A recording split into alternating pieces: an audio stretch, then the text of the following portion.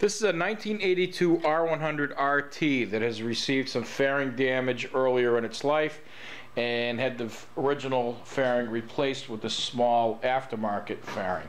The current owner does not like this fairing, so we are going to eliminate it and just go with a bare headlight. In order to do that, we have to have the turn signals mounted down here. We are going to use the original style turn signals, black plastic housing. In order to do that, we're going to use the older style mounting ears.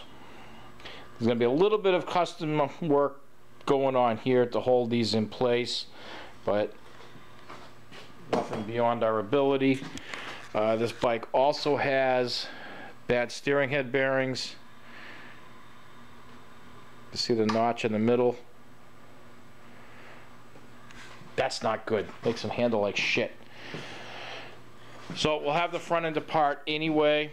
We're going to change the steering head bearings while we're in there. I will try to put together a little how-to video specifically on head bearings. This bike is also going to receive different handlebars. Customer would like the flat R100 RS bars. Get an idea of the difference here. Quite a bit lower.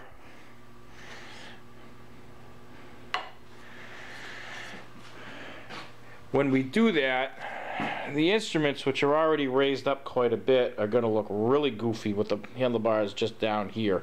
So we're going to use a different bracket. We're going to lower the instrument cluster down a couple inches or so.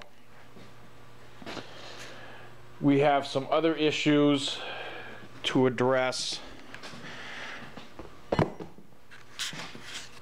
When this bike came in, I did a valve adjustment. We were checking the torque on this cylinder, on the cylinder head studs on this side. The front upper stud is pulling out of the block. We're going to check the rest of them, time cert whichever ones need to be time certed. And so anyway, that's going to involve removing both cylinders. The push rod tube seals are puking all over the place, which is common for an airhead. People don't realize these cylinders actually lift off the block a little bit as these engines are running. So once the rubber becomes hard and not pliable anymore, it doesn't seal, and just each time it gets a little bit of a gap and just a little bit of oil weeps out, and it makes this big black ugly mess that we have here. So it's going to get new push rod tube seals, new head gaskets, new O-rings, and we're going to replace the valve covers. I installed these for the customer to see what the old style looked like. He likes them. We're going to replace them with new ones. His original covers were not in good shape, and they're the ugly 1980s era type covers. So I think the old ones look much better. Here are his original covers.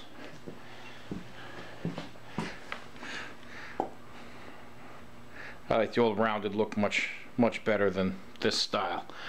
The bike doesn't run all that great. It's a bit sluggish. We're going to get into the carburetors. We're going to clean the carbs.